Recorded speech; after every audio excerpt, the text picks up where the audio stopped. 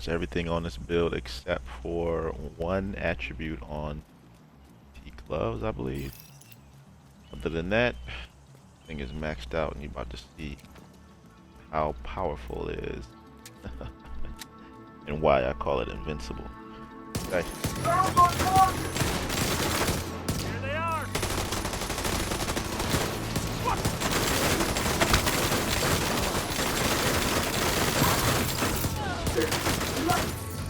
Ha! You thought I was gonna die, didn't you?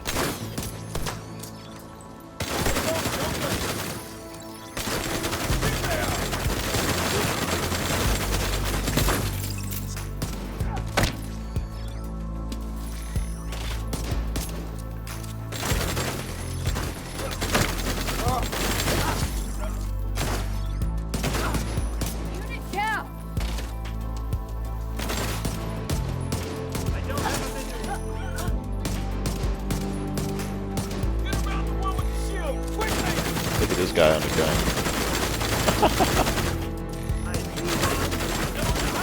See, they don't expect me to be like this close, so.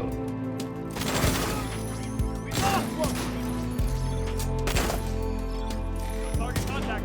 Right here. That's the legendary enemies aren't that bright. That was the most relaxing first area I've done. Alright, dogs, you coming up?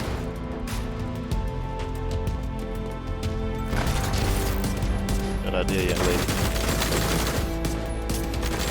Might as well just sat behind cover. Launching your little...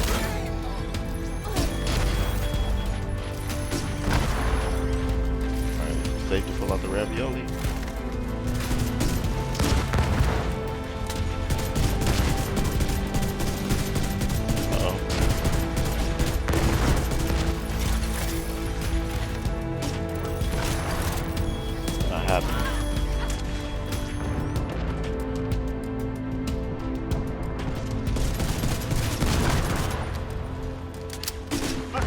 All day. Two.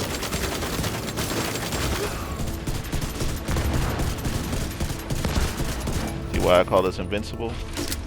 This is no cap. No cap. Concentrate the fire.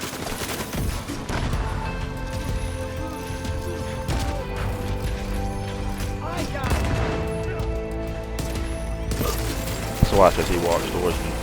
This PTS has inspired me to dig deep and really create builds with purpose. The new legendary strongholds are the culprit, and it's very difficult to run a variety of builds because those missions often force us to use only skill builds. They deal so much damage that you barely have time to ADS anything.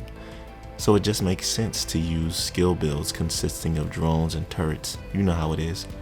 But have you ever wanted a build that gives you the opportunity to do both? One that won't make you feel weak, but instead the total opposite, where you'd feel comfortable and safe in your element? Well, look no further, fam. These builds I have for you are the all-around complete package and will put you in your element 100%. Before we get started, drop a like if you hype and subscribe to the channel. I'd appreciate it. Remember the video I uploaded talking about the insane boss fight at the end of Manning National Zoo? And how that fight showed me that the devs are definitely doing something different from the normal cookie cutter boss mechanics, easily conquered. Because those bosses are using deflector shields. A skill, when in the hands of an NPC legendary boss, becomes devastating. It'll make you really strategize on how to defeat them. That is what inspired this video. Well, at least this first build. Is actually one I took out of a page from a previous one I made called Insurmountable and Invulnerable, which was the add-on, and I made a few tweaks to it. And the reason I'm bringing it back is because it is absolutely devastatingly powerful. I mean that in every sense of the word. The Manning Zoo bosses inspired me to come back to it. How ironic, right? But I made some changes, altered this beast a bit to fit the current affairs, because this is how it looked.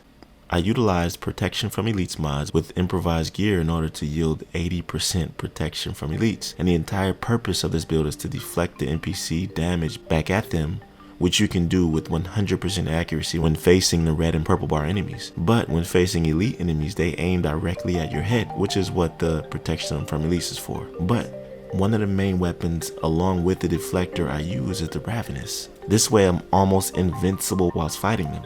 especially against 𝐤𝐤𝐤𝐿. This is due to everything combined, from the amplified damage I gain with bonus armor from Ravenous to the protection from elites, also the explosion I get from the weapon. It's a match made in heaven, for real. So the way I changed this was with the ridgeways, believe it or not. Because before, the way I got a lot of my close range damage was from Intimidate, utilizing bonus armor. Well, that talent has changed, so I use ridgeways now. Because did you know that this chest piece talent also applies to the Deflector shield? This is insane. It's also what helps my survivability, like how Catharsis Mask helps their survivability. Now listen good, because this is an in-depth build, fam. Look at it. And I know many of you will refer to the Foundry Bulwark with a Catharsis Mask, right?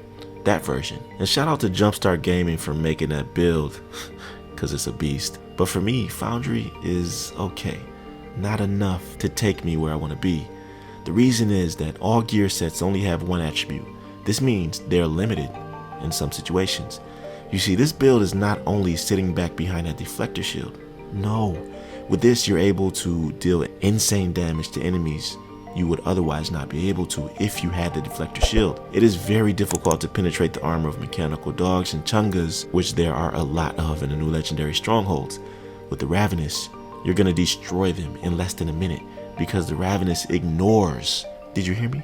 Ignores their armor and damages the health directly, which is why it's so effective. And it makes me think back to when the Merciless used to have explosive damage with those explosions instead of weapon damage. That's why you were able to melt those 𝐤𝐤𝐤s so fast. And I think that's why the devs nerfed it or changed it to weapon damage, because explosions themselves are what ignore armor. So I think the fact that the Ravenous is an explosion, even though it's weapon damage, is why it ignores that armor. I'm sorry to interrupt, but YouTube notifications are terrible, so I had to take matters into my own hands and let you know what I got going on. I came here from my second channel, Identity Games, and would love it if you could support me there as well. A total different vibe you'll get, and the best thing is that you don't even have to leave this video. Just click this link and subscribe, but make sure that afterwards you come see me over there. Identity Games is a game dev channel where I'm developing my own project, an open world RPG looter shooter. Check it out and let me know what you think of it. But let me tell you how this build synergistically connects. While wielding the Deflector shield, the weapon of choice is the D50 with Sadist. I would use a specialization specific D50 with perfect Sadist that Survivalist has, but this build requires Technician specialization because of the Artificer Hive needed to consistently heal your shield. But I am using Sadist because remember I said that Ridgeways is the chest piece, which bleeds enemies when shooting them within 15 meters or deflecting their bullets. It's the same thing, no different.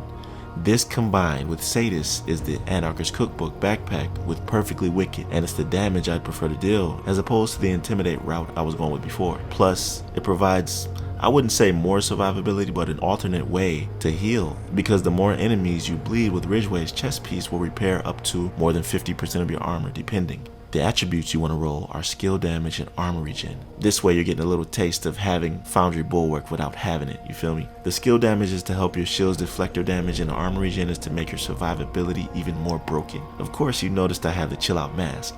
This is going to make it easier to get your protection from elites up because I have 2 mod slots available instead of 1. I already explained the improvised pieces and why you should wear them earlier.